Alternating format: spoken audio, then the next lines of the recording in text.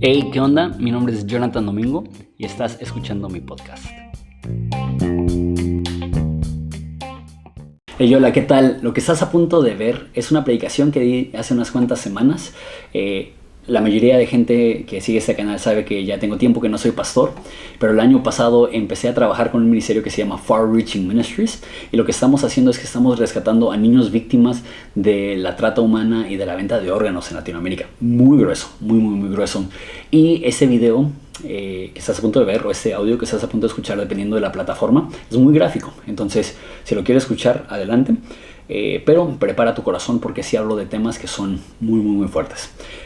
Siempre que hablo de eso públicamente, la gente me dice: "Ay, quisiera saber más o involucrarme". Me puedes mandar un correo electrónico a jonathan@frmusa.org, que son las siglas de Far Reaching Ministries, frmusa.org,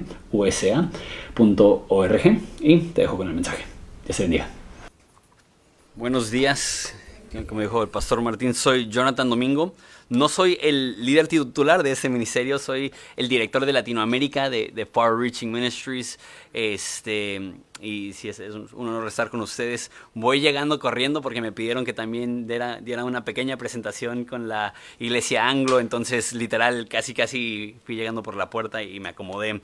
Si tienes tu Biblia, puedes abrirla a el libro de Marcos capítulo 4.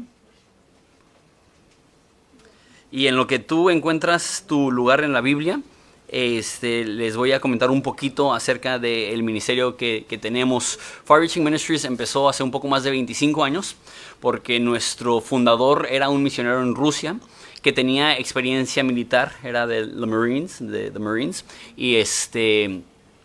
y era muy conocido en Sudán, sigue sucediendo, pero en ese entonces era muy conocido que en la guerra civil de Sudán, los musulmanes del norte viajaban al sur a robarse a los niños de las aldeas. Entonces los que hacían es que las niñas las tomaban y hacían parte de una especie de harén para abusar de ellas desde muy chiquititas, y a los niños los hacían soldados. Había una escasez de soldados, entonces, porque es un tipo de guerra muy bárbara y la cantidad de gente que moría era muy alta, no querían poner en riesgo la vida de sus propios soldados, entonces se robaban a niños y los forzaban a ir a la guerra, y por eso era muy conocido, porque hay fotos de niños de 8 años con su rifle y muy fuertes las imágenes. Entonces empezamos a proteger primero los orfanatos, porque estas personas se dieron cuenta que el blanco más fácil eran los orfanatos, porque los orfanatos allá son de 100, 150 o 200 niños, y la mayoría del personal eran unas cuantas mujeres ahí trabajando, entonces podían llegar y robarse a muchísimos niños de golpe.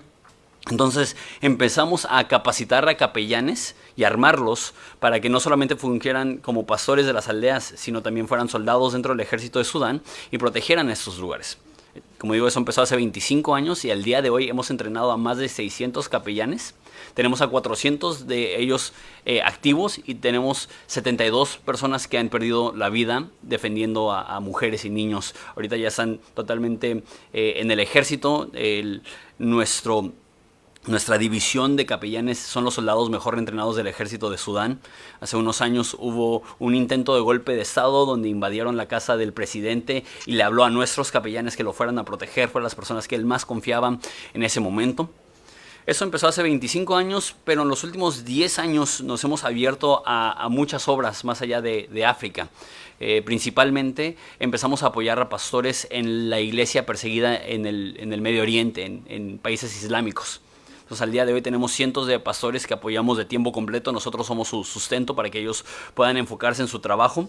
Si algo sabes de países islámicos radicales, sabes que el peor crimen dentro del Islam no es una violación o no es asesinato. El peor crimen dentro del Islam es abandonar tu fe musulmana para cualquier otra fe, o hacerte ateo o cristiano o budista, lo que sea. Si tú abandonas tu fe, has cometido el peor de los crímenes y es condenado a muerte legalmente, pero es tanta la rabia que tienen en esos países que si alguien se convierte, para intimidar a toda la comunidad, matan a esa persona, matan a su cónyuge, matan a sus papás y matan a sus hijos. Entonces se imaginará el peligro que corren los pastores, porque los pastores son vistos como aquellos que están incitando a personas a cometer el peor de los crímenes. Entonces podría pasar todo el tiempo hablando de las historias que hemos visto ahí, de cómo el evangelio está creciendo en Irán. Uno de nuestros enfoques más grandes en esta temporada es en Irán. Sin embargo, vengo a hablarles de la obra en Latinoamérica. Cuando Estados Unidos salió de Afganistán, teníamos nosotros 22 pastores en Afganistán, y entre sus familias y las personas más cercanas teníamos 200 personas. Y sabíamos que porque el talibán había tomado el control, que si no hacíamos algo, que los iban a matar.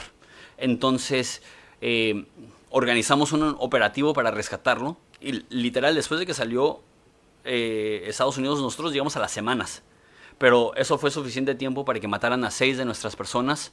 Esas personas, sus esposas, sus papás, sus hijos, una vez más, métodos de intimidación. Entonces pudimos llegar, literal, con exagentes de la FBI, con exagentes de Special Forces, y pudimos retirar a las 200 personas que teníamos bajo nuestro cuidado en el país de Afganistán y llevarlos a un país seguro. Entonces eso fue algo espectacular. Y al hacer eso, incluso la CIA nos dijo, ya no podemos estar involucrados, pero hay personas dentro de ese país, incluso musulmanes, que porque ayudaron a los Estados Unidos los van a matar, y nos pidieron que los rescatáramos también a ellos. Después otros ministerios se enteraron, Jesus Film, YWAM, y hasta la fecha seguimos sacando a personas de Afganistán. Hemos sacado al día de hoy, la última cifra que me dieron hace unas semanas es que hemos podido rescatar a 1950 personas en Afganistán. Entonces, les comento esto para decirles que estamos haciendo cosas que la mayoría de ministerios cristianos no hacen. No porque no quieran, pero es algo muy peligroso, muy difícil, y Dios nos ha dado a nosotros particularmente esta experiencia para poder hacer cosas que otras quizá bien intencionadamente quisieran poder hacer, pero no podrían hacerlo. Un ejemplo de eso es que yo estoy dirigiendo en Latinoamérica y hacemos operativos en partes controladas con el cártel, literal armados con chalecos antibalas. Yo no puedo acompañar, por más que estaría dispuesto a hacerlo, yo no puedo acompañar en esos operativos porque aún no tengo la capacitación. Me están entrenando, me están enseñando a usar armas. Son semanas y semanas y semanas de capacitación literal militar para yo poder participar en esos operativos. Pero una vez más, Dios nos ha dado, la mayoría de personas dentro del ministerio ya tienen experiencia, ya sea en law enforcement como policías o experiencia militar en algún área. Estamos activos en Ucrania. Hemos construido 100 casas para personas que han perdido sus hogares. Estamos alimentando a 15,000 personas al mes. Patrocinamos a viudas y ancianas. Ahí tenemos 30 capellanes que estamos patrocinando dentro del ejército de Ucrania. Una vez más, les digo esto para decirles que tenemos las manos puestas en muchos lugares. Entonces somos muy cautelosos de empezar nuevas obras o de trabajar en otras áreas porque es tanta la necesidad en los lugares que estamos. Sin embargo, el pastor Joe Focht de Calvary Filadelfia, quizá lo conoces, nos contactó y nos dijo, tengo una persona que está trabajando en Latinoamérica, en un país que no puedo decirles cuál es, pero está trabajando en ese país, y él, junto con las policías de ese país, están haciendo esos operativos, pero está batallando mucho porque no sabe qué policías son corruptos, no sabe qué policías son buenos. Es muy peligroso lo que está haciendo, y sabía el tipo de ministerio que tenemos. Entonces dijo, ¿puedes ayudarle? Tenemos en nuestra mesa directiva a alguien que estuvo en el FBI por 25 años, y 10 de esos años estaba en el rango más alto de autoridad en el FBI. Entonces él inmediatamente fue y vio las condiciones, los operativos. Cosas que les voy a compartir son un poco fuertes, pero en ese primer operativo le tocó ver los cadáveres de niños que ya les habían removido los órganos por el tema de venta de órganos. Entonces, cuando regresó, él es parte de nuestra mesa directiva, dijo, sabemos que estamos haciendo muchísimas cosas, esto tiene que parar y nosotros podemos hacer una diferencia. Entonces compramos un hogar, tenemos espacio para 60 niños en ese hogar, y hemos podido rescatar a 25 niños. y estamos expandiéndonos. Hay ya 4 países diferentes que se han enterado de lo que hemos hecho y sus políticos nos han pedido que nos involucremos. El país es donde estoy trabajando. El día de mañana voy a ir a ese país porque tenemos una cita con el presidente, con la autoridad máxima del país. Entonces Dios está abriendo puertas increíbles. La pregunta es, no vine únicamente a hablarles del ministerio que estamos emprendiendo o en el que estoy involucrado, sino a hablarles de Jesús y de la Biblia. Y al ver cosas tan fuertes, en México decimos gruesas, sé que en iglesias hispanas en Estados Unidos hay mucha jerga, entonces si uso mucha jerga mexicana. Juan Carlos me va a entender, pero no sé si todos me entenderán mi jerga mexicana. ¿Qué parte de la Biblia puedo usar para enseñar hablando de temas tan fuertes? Y quizá te sorprendas que Jesús también estaba involucrado en rescatar a personas en condiciones terroríficas, infernales. Esa es la historia que les quiero leer. Se encuentra en Marcos capítulo 4, del versículo 35, y voy a leer hasta el 5:5. La historia continúa, pero no la puedo leer toda, pero con eso vamos a tener suficiente información para considerar la historia. También lo voy a leer en la Nueva Biblia de las Américas. Entonces, si tienes Biblia física y es diferente, esa es la razón que es un poco diferente. Y si tienes Biblia en tu teléfono, puedes escoger esa para leer la misma. Dice así: ese mismo día, que ida ya la tarde, Jesús les dijo: pasemos al otro lado. Despidiendo a la multitud, lo llevaron con ellos en la barca, como estaba, y había otras personas con él. Pero se levantó una violenta tempestad, y las olas se lanzaban sobre la barca, de manera que la barca se llenaba de agua. Jesús estaba en la popa, durmiendo sobre una almohadilla. Entonces lo despertaron y dijeron: Maestro, ¿no te importa que perezcamos? Jesús se levantó y reprendió al viento y dijo al mar: Cálmate, sosiégate. Y el viento cesó y sobrevino una gran calma. Entonces les dijo: ¿por qué están atemorizados? ¿Cómo no tienen fe? Y se llenaron de gran temor y le decían los unos a los otros: ¿quién pues es este que aun el viento y el mar le obedecen? Siguiente capítulo dice: llegaron al otro lado del mar, a la tierra de los Gadarenos. Cuando Jesús salió de la barca, enseguida se acercó a él, de entre los sepulcros, un hombre con un espíritu inmundo, que tenía su morada entre los sepulcros, y nadie podía atarlo ni aun con cadenas, porque muchas veces había sido atado con grillos y cadenas, pero él había roto las cadenas y destrozado los grillos. Nadie era tan fuerte como para dominarlo. Siempre noche y día andaba entre los sepulcros y en los montes, dando gritos e hiriéndose con piedras. ¿Me acompañas a orar? Padre, te damos gracias por la oportunidad de considerar tu palabra y al considerar esa historia de cómo Jesús cruzó el mar para rescatar a una persona viviendo en condiciones infernales. Te pido que nos demuestres 2 cosas, Padre: que tú, cuando nos ves a nosotros sufrir, no te quedas con los brazos cruzados, que tú eres un Dios que rescata. Y también tú eres nuestro ejemplo, que nosotros, cuando vemos a personas sufrir, no debemos de quedarnos con los brazos cruzados, debemos ser un pueblo que rescata. Entonces, háblanos en nombre de Jesús. Amén. En esa historia hay 2 cosas que no leí que quiero mencionar nada más para dar más contexto a la historia. Lo primero es este hombre que estaba endemoniado, que nos dice la historia, que vivía en sepulcros, que se cortaba, que gritaba de noches, que tenía fuerza sobrehumana para romper cadenas y grillos. Tenía más de un demonio. Cuando llega Jesús y le pregunta: ¿cómo te llamas?, le responde: Legión, porque somos muchos. Una legión era más o menos un escuadrón de 4 a 6 mil soldados. Entonces, lo que está diciendo, somos miles. Incluso cuando saca los demonios de este hombre, se van a una manada de puercos y habitan 2,000 puercos que todos se avientan de un precipicio y se mueren. Entonces, nos confirma que estamos hablando de miles de demonios. Ahora, en la narrativa de los evangelios vemos a otras personas endemoniadas y no nos dice que tienen más de un demonio. Cosa es que al terminar la historia, Jesús se sube al barco y vuelve a cruzar el mar. Lo único que sucede en esta tierra es que Jesús salva a este hombre. Entonces nos demuestra que la única cosa en la agenda de Jesús era cruzar el mar para rescatarlo. Que Jesús está dispuesto a cruzar el mar únicamente para darle libertad a una persona sufriendo. Habiendo dicho eso, tengo 4 puntos para nosotros basados en esa historia. El primero es: lo demoníaco es real. Les acabo de decir cosas que son demoníacas. que no hay otra explicación. ¿Cómo puede haber gente tan malévola que hiere y lastime a niños? Incluso, la semana pasada estaba predicando en otra iglesia aquí en la zona, en Los Ángeles, y se me acercó el pastor para decirme que esa semana un vecino le había dado un folleto que se lo dieron en un estacionamiento que decía: tenemos a niños y si quieres fotos desnudas de estos niños, puedes mandar tu información a este teléfono con el código tal y tal.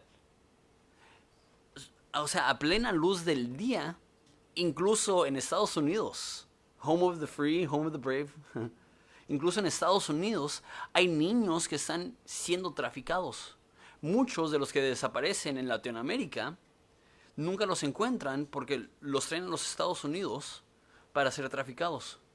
La mayoría de los clientes que llegan a esos países son personas occidentales, son personas adineradas, son personas que si tú los vieras en las calles no dirías: ese tiene cara de depravado. Esa es una de las cosas que a mí me aterra como padre de familia. En México tenemos un dicho que caras vemos, pero corazones no sabemos. Y de repente vemos a personas que se ven tan enteritas, tan pulcras, tan presentables, y no sabemos qué es lo que hay en su corazón. Por eso tenemos que proteger a nuestros niños, uno, pero necesitamos reconocer la magnitud de esto, que lo demoníaco es real, que hay fuerzas malévolas que no podemos ver, que pueden, que son la razón que hay tantas cosas tan terribles. Lo demoníaco es real. C.S. Lewis dijo esto: los cristianos erran, hablando de lo demoníaco, de una de dos formas. Uno, o ignoran su existencia, o dos, le atribuyen todo lo que sucede a lo demoníaco. También hay humanos que tienen que reconocer su responsabilidad.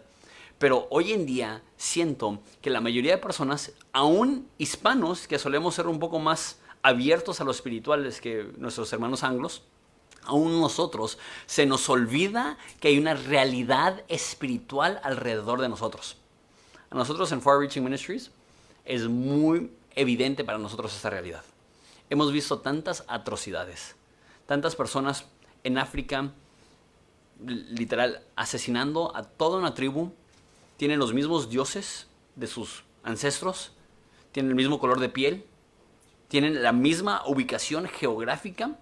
Lo único que cambia es que yo estoy a 1 kilómetro de distancia de tu aldea. ¿Cómo puede haber tanto odio? Es demoníaco lo que está sucediendo en Ucrania, lo que están haciendo los rusos. Obviamente en guerra siempre hay, no hay inocentes. Podríamos probablemente hablar de cosas que los ucranianos han hecho que también son demoníacas. Pero estamos apoyando a Ucrania, a esas personas, y nos tocó estar alimentando a una señora de la tercera edad que tenía 2 hijas, las 2 sin casarse. Una murió antes de la guerra, pero la otra hija, la única persona que tenía familiar así cercana, se estaba preparando desayuno en la mañana y llegó un misil en su ventana principal y la mató. Y esta señora ya grande, sin absolutamente nada, nos dijo que estaba lista para matarse. Es una de las mujeres que estamos patrocinando ahorita, pero digo, hay tanta maldad en el mundo que es evidente que lo demoníaco existe. Sin embargo, Dios no nos ha llamado a huir de lo difícil, de lo demoníaco. ¿Qué es lo que nos enseña Jesús? La iglesia va a lo difícil, a lo demoníaco, a lo doloroso, a lo infernal, a lo oscuro, para traer la luz de la esperanza de Jesús. La iglesia no fue diseñada para aislarse. La iglesia fue diseñada para invadir el reino de tinieblas.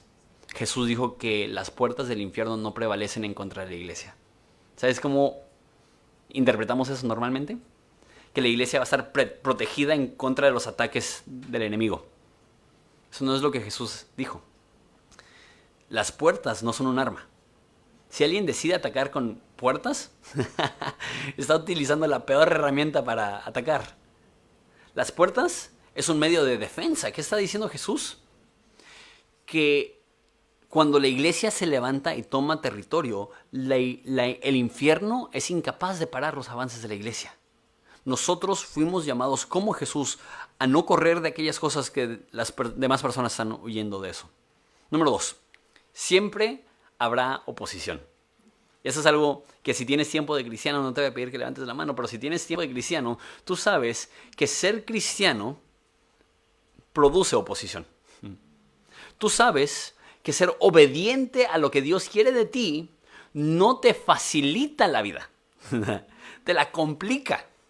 Fui pastor 12 años y una de las cosas que me tocó ver mucho era gente empezando su caminar espiritual, su relación con Jesús.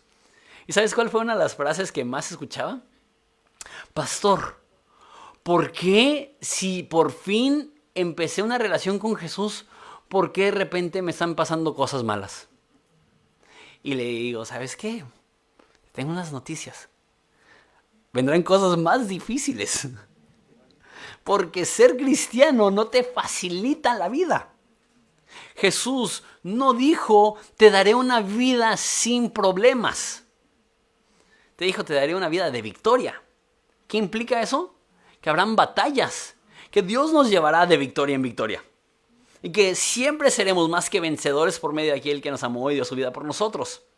Sin embargo, es ingenuo pensar que podemos seguir a Dios y vivir vidas cómodas. No. La obediencia a Dios siempre producirá oposición.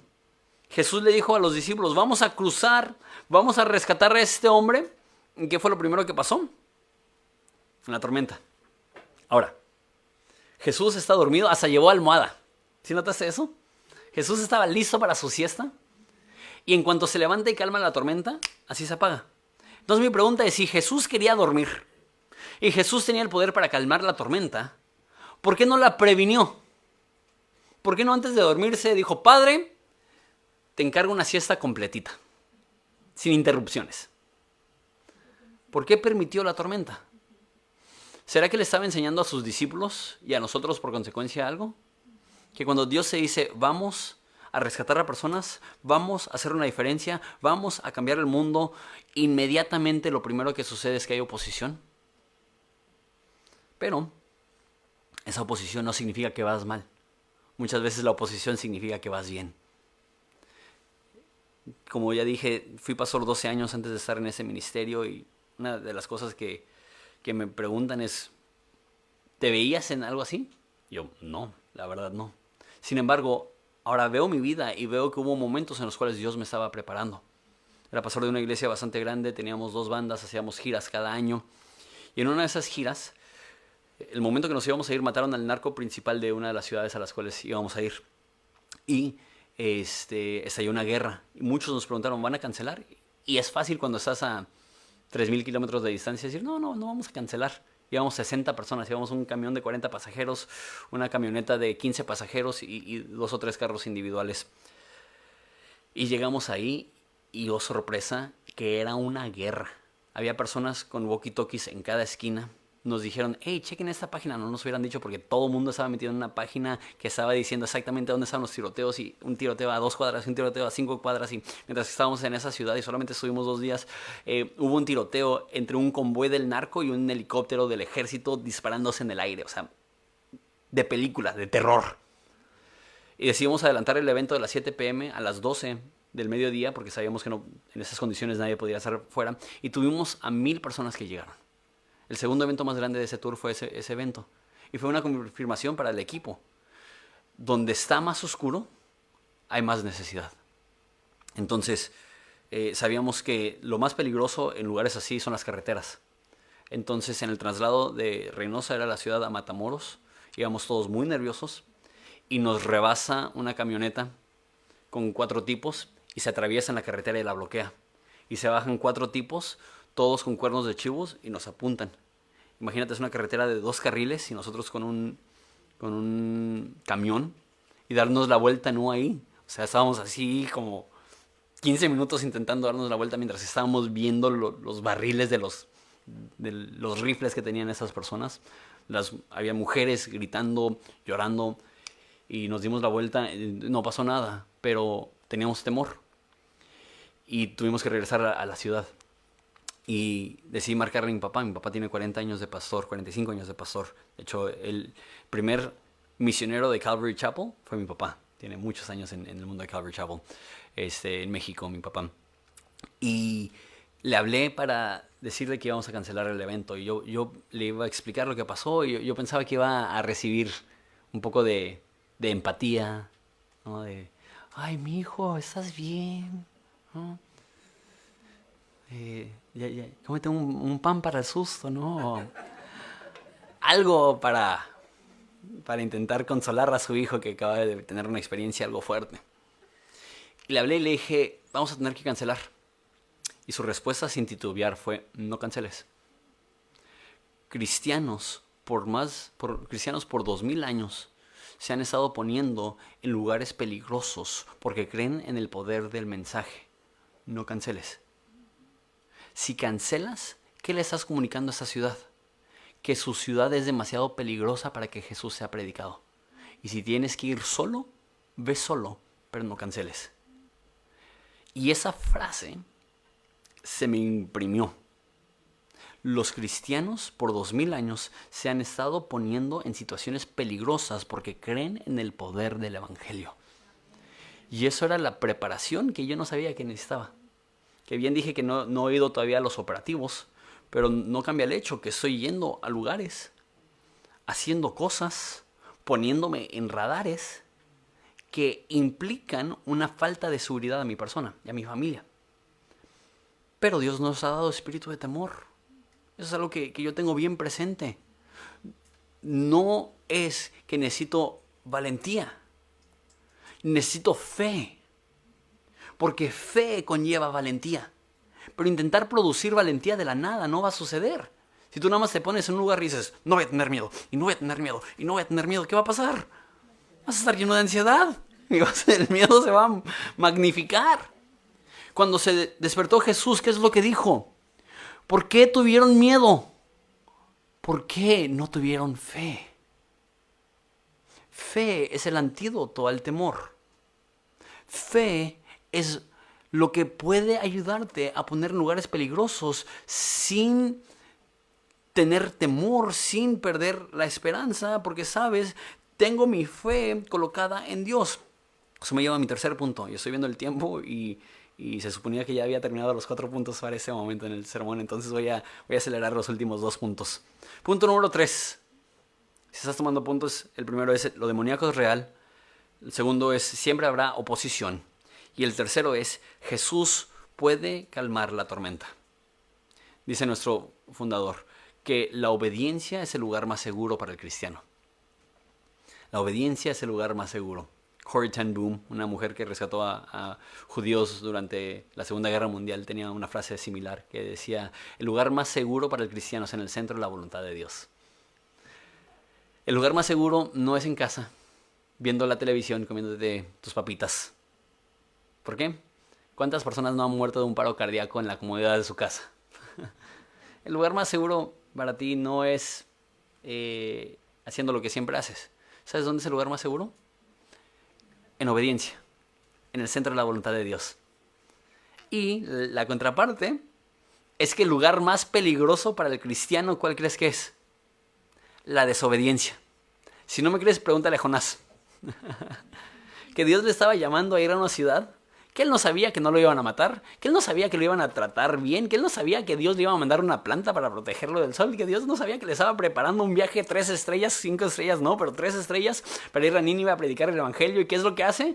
Por miedo huye y desobedece y casi se le vuelca el barco y se lo traga una ballena y está en el fondo del mar 3 días y lo vomita la ballena y tú dices, le fue peor.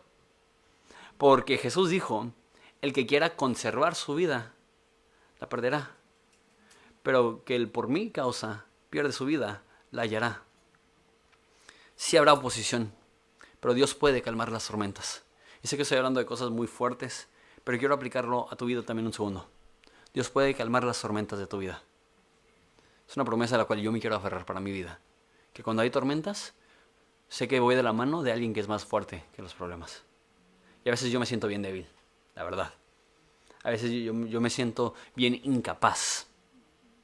Pero ¿sabes quién no es débil? ¿Sabes quién no es incapaz?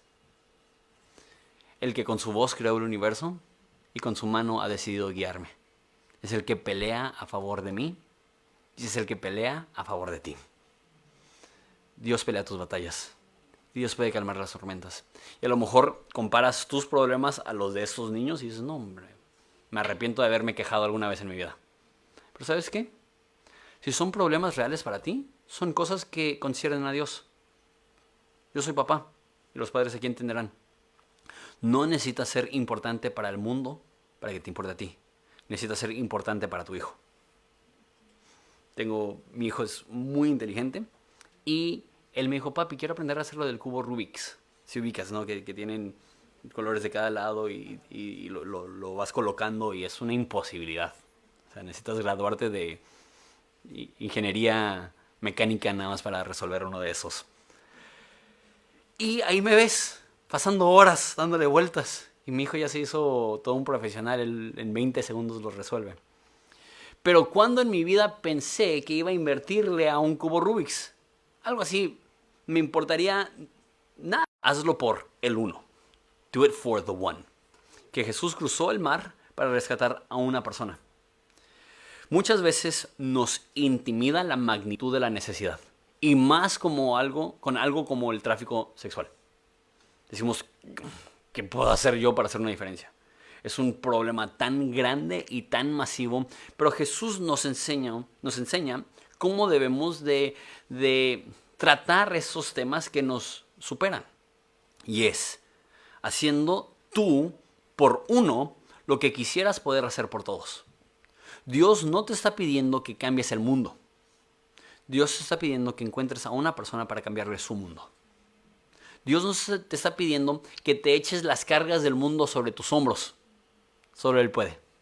Pero sí te está pidiendo que lleves la carga de otro. De uno.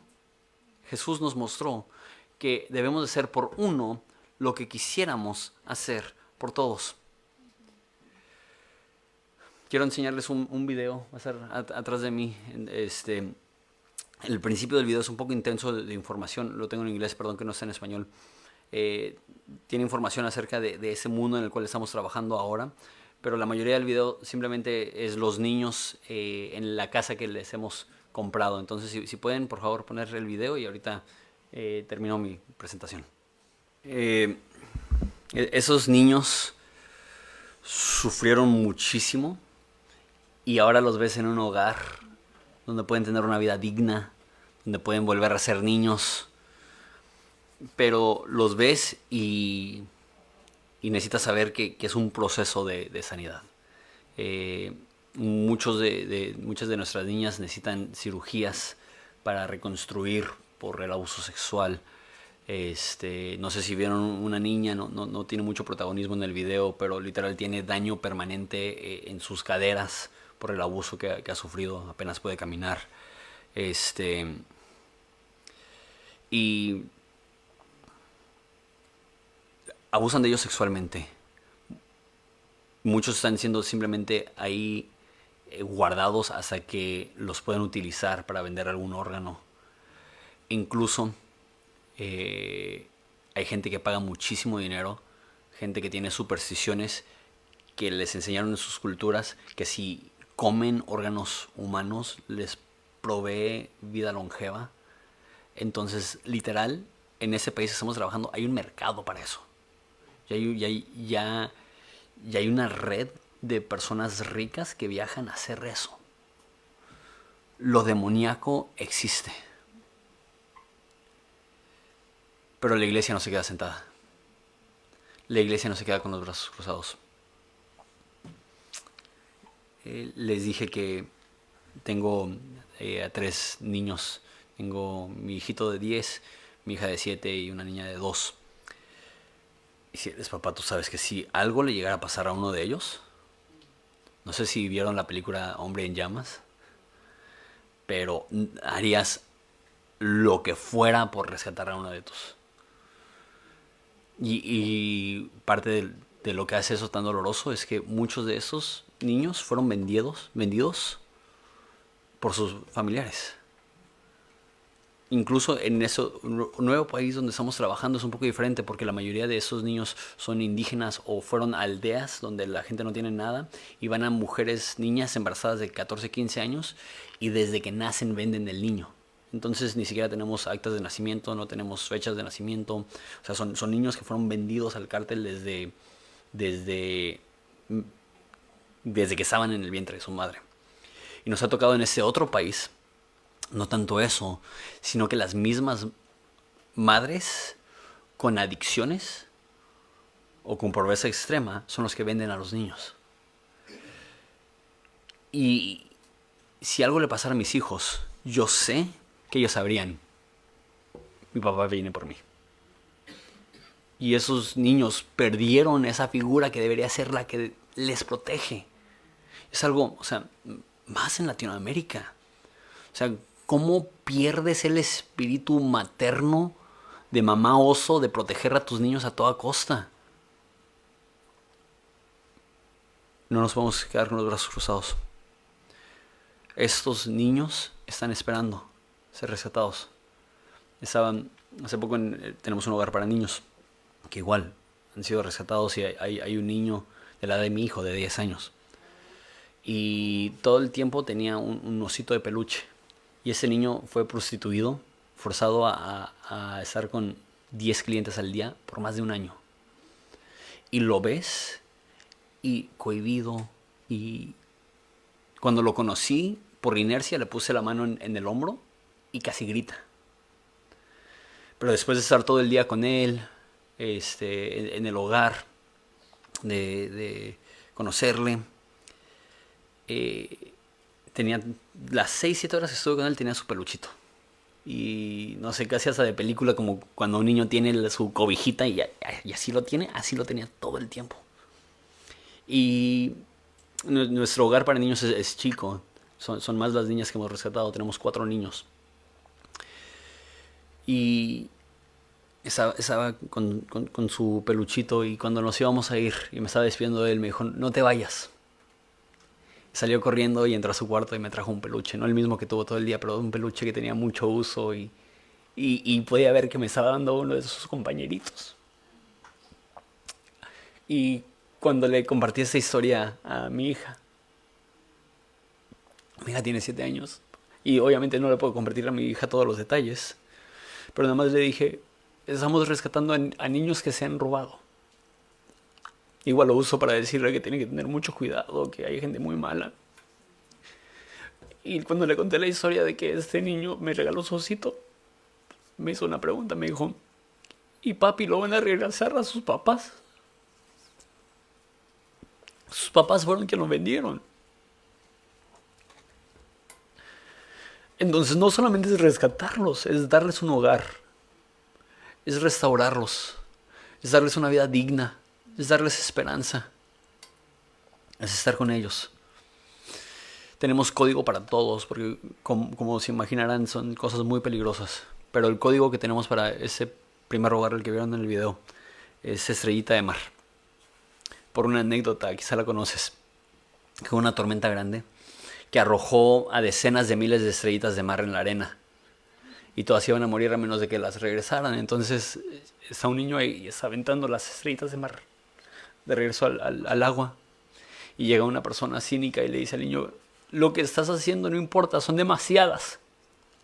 Y al aventar una más dijo, a esa sí le importó. Y por el tamaño de nuestra organización, por la experiencia que tenemos, yo sé que vamos a rescatar a cientos de niños. Pero son miles. Son miles. Son decenas de miles. Pero le importa a ese niño. Y cuando me dio el peluchito, le dije, ese es el regalo más bonito que me han dado en mi vida. Lo tengo en mi oficina, o sea, es algo que valoro muchísimo. Ese niño está en un lugar donde va a conocer a Jesús, donde va a ser protegido, donde va a ser restaurado, y donde va a tener la oportunidad de tener una vida donde conoció el rescate, donde conoció la restauración y donde va a poder reintegrarse para ser una luz como todos los demás cristianos que Dios nos pone en este mundo para hacer luz. Traigo 3 áreas en las cuales te puedes involucrar si lo deseas. El primero es para las viudas en Ucrania. Para cada uno de estos, la donación sugerida es de $75 por mes. Es una sugerencia. Nosotros les mandamos $500 al mes. Entonces necesitamos recaudar a varias personas por cualquiera de las áreas, por abuela o viuda más bien, o por... Estos son los pastores que tenemos en países islámicos. Y pues el que represento yo y el que tengo más fuerte en el corazón es nuestros niños en Latinoamérica. También es muy importante aclarar que queremos ser un ministerio bíblico, y eso implica que no queremos que tomes de tus ofrendas y diezmos y quites algo que le ibas a dar a la iglesia para darlo a esos niños. Yo quiero que tú te lleves esto y que puedas tener un niño que tú estás patrocinando y que tú sepas que estás haciendo la diferencia para una estrellita de mar. Sin embargo, que sea sin afectar lo que estás dando actualmente en la iglesia. Soy un poco más franco. Fui pastor 12 años. Muchas personas no dan a su iglesia local. Si tú no estás dando a tu iglesia local y tú deseas apoyarnos, te pediría que hicieras un compromiso con Dios de empezar a apoyar también a tu iglesia local. Ese es el orden que veo en la Biblia. Es la iglesia local y las misiones. Entonces, no podemos hacerlo todo. Pero es una terrible excusa para no hacer nada. Y lo que yo he visto es que los hombres malos tienen una iniciativa terrible para el mal. ¿Cómo se les ocurre estas cosas? ¿Cómo se les ocurre ver a un niño inocente y verlo con dólares en la mente? Eso es una atrocidad. Y los hombres malos no piden permiso, no se esperan, actúan. Y los hombres buenos muchas veces están esperando a alguien que les diga qué hacer o dónde actuar. Si los hombres buenos mostraran la iniciativa de los hombres malos, otro mundo sería. La iglesia no se puede dar el lujo de permanecer con los brazos cruzados ante tal necesidad. Entonces, ora y pídele a Dios qué es lo que quiere que hagas referente a esa oportunidad que te estoy mostrando. Porque Dios te puede usar a ti para hacer una diferencia real en este mundo. Una diferencia real en esos niños. ¿Oramos? Padre, te doy gracias por la oportunidad de compartir con esta iglesia, con esos compañeros. Padre, te pido que nos ayudes a entender que tú nos pusiste en este mundo para hacer una diferencia y queremos ser obedientes a ti. No queremos desobedecer, no queremos ser como Jonás, queremos ser como Jesús, que Él va al necesitado a traer luz y esperanza. En el nombre de Jesús. Amén. Dios les bendiga. En la parte de afuera, saliendo a la izquierda, va a haber una mesita. Ya terminando la reunión pueden pasar si desean más información o si desean patrocinar a un niño o a alguno de los otros ministerios.